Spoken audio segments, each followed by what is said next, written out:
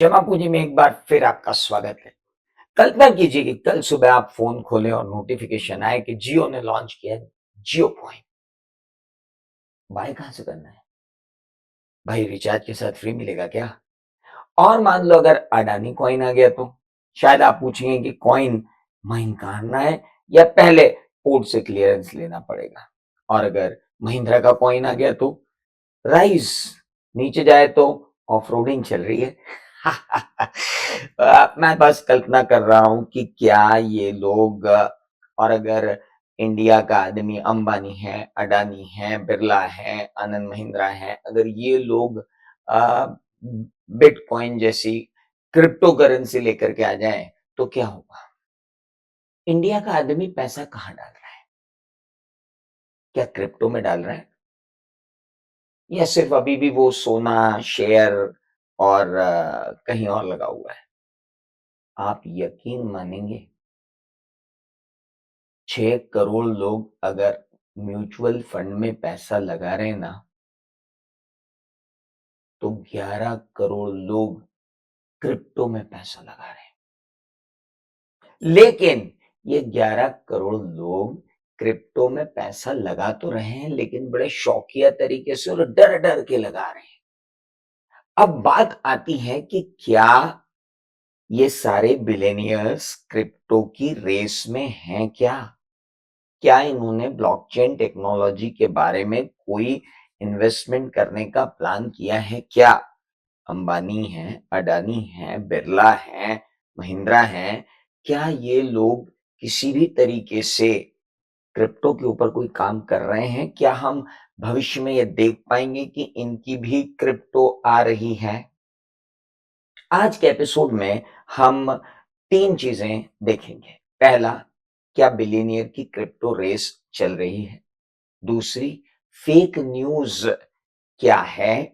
और तीसरी, आपका पैसा क्या आप इन बिलियनियर्स के क्रिप्टो में लगाएंगे अगर ये लेकर के आ गए तो? चलिए सबसे पहले समझते हैं कि अंबानी जी अगर क्रिप्टो लगाने वाले, क्रिप्टो लेकर आने वाले हैं क्या, कोई क्रिप्टो करेंसी टाइप की चीज लेके आने वाले हैं क्या? तो मैं सबसे पहले बता दूं, मुकेश अंबानी जी अगर चारों में से कोई क्रिप्टो लेकर आया तो मुकेश जी सबसे पहले क्रिप्टो लेकर के आएंगे, क्योंकि ब्लॉकचेन टेक्नोलॉजी में इन्वेस्टमेंट का वादा वो कर चुके हैं।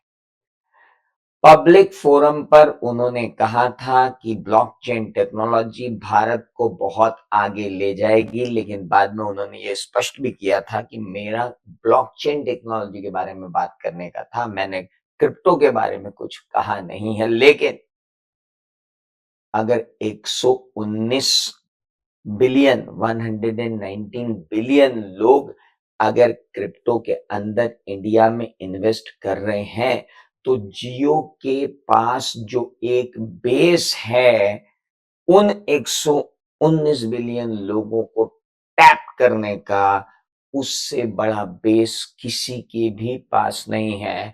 यानी थियोरेटिकली अगर आप जियो के इकोसिस्टम में कोई डिजिटल रिवॉर्ड या टोकन या ब्लॉकचेन बेस्ड यूटिलिटी लेयर आती है, तो उसको कभी भी यूजर ढूंढने नहीं पड़ेंगे। वो तो अभी जियो रिवॉर्ड सिस्टम में भी ब्लॉकचेन टेक्नोलॉजी लेकर के आ सकते हैं।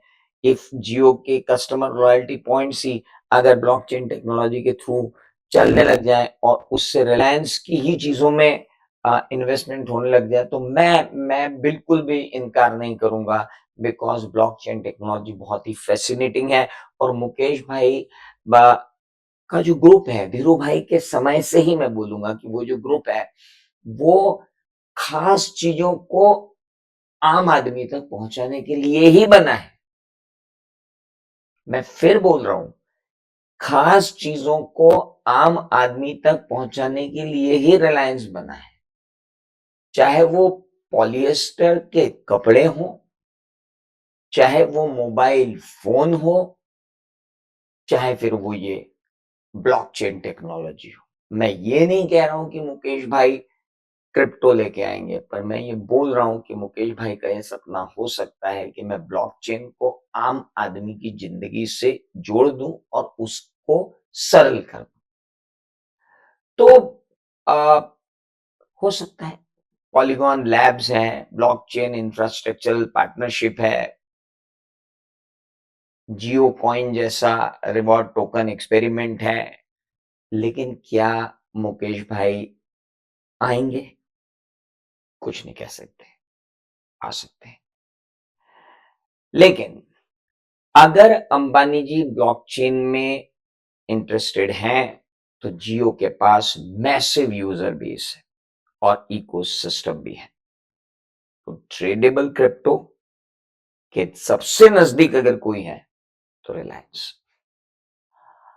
आनंद महिंद्रा जी मुझे नहीं लगता कि वो कभी ब्लॉकचेन टेक्नोलॉजी की तरफ आएंगे। हाँ, अगर कोई डाइवर्सिफिकेशन का उनका ग्रुप कोई निर्णय लेता है तो वो अपोज नहीं करेंगे, क्योंकि वो भी एक बहुत ही ऐसे एंटरप्रेन्योर हैं जो नई चीजों में इंटरेस्ट लेते हैं।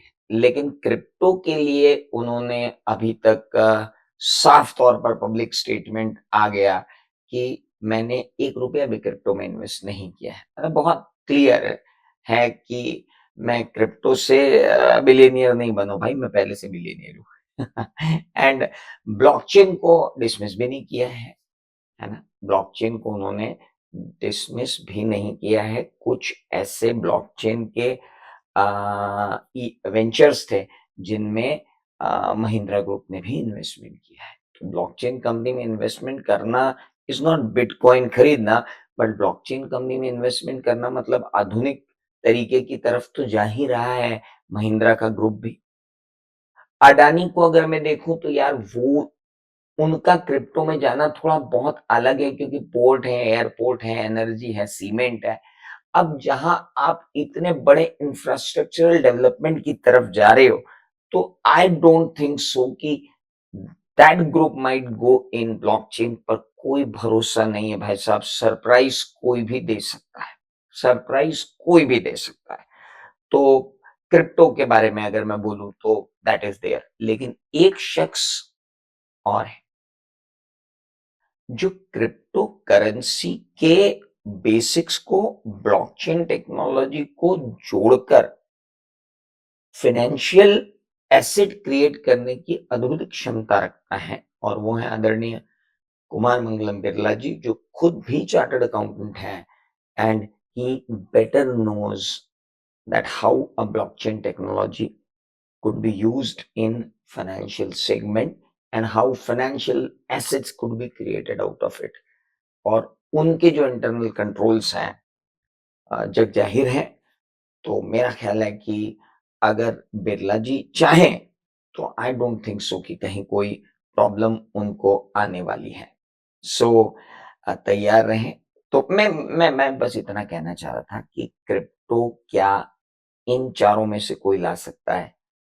तो मुझे ऐसा लगता है कि सबसे पहले अगर कोई क्रिप्टो लेकर आएगा तो दैट वुड बी मुकेश भाई फ्रॉम रिलायंस।